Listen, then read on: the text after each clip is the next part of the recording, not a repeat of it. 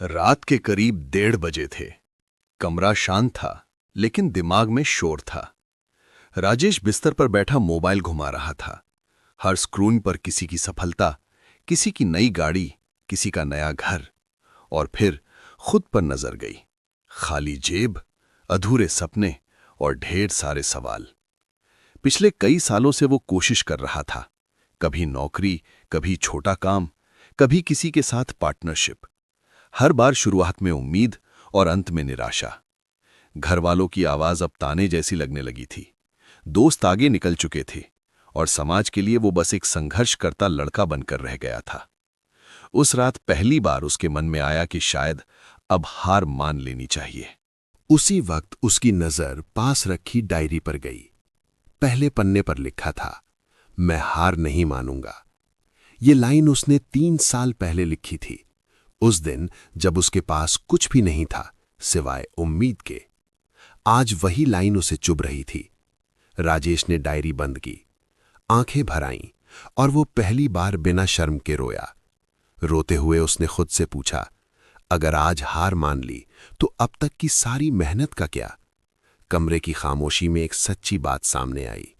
दर्द इसलिए नहीं है कि वो असफल है, दर्द इसलिए है क्योंकि वो कोशिश छोड़ने वाला बनना नहीं चाहता। उसने खिड़की खोली, ठंडी हवा आई। आसमान वैसा ही था जैसा सालों पहले था जब उसने शुरुआत की थी। उसे समझ आया, हालात नहीं बदले हैं, बस हिम्मत थक गई है।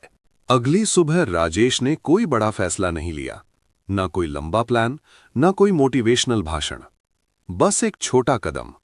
उसने तय किया कि आज सिर्फ वही करेगा जो उसके कंट्रोल में है। ना रिजल्ट की चिंता, ना लोगों की राय, बस ईमानदारी से मेहनत।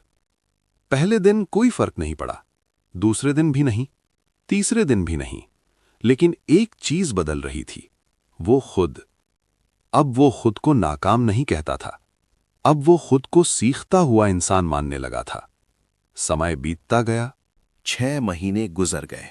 सफलता अभी दूर थी, पैसा अभी भी कम था, लेकिन अब राजेश के अंदर एक शांति थी, क्योंकि वो भाग नहीं रहा था। एक दिन उसे एक छोटा सा मौका मिला, कोई बड़ी जीत नहीं, बस एक अवसर। उसने उसे पूरी ईमानदारी से निभाया। फिर दूसरा मौका आया, फिर तीसरा। धीरे धीरे चीजें बदलने लगीं। आज राजेश कोई बहुत बड़ा आदमी नहीं है, लेकिन आज वो खुद से नजर मिला सकता है, क्योंकि उसने हार नहीं मानी। आज भी उसकी डायरी में वही लाइन है, मैं हार नहीं मानूंगा।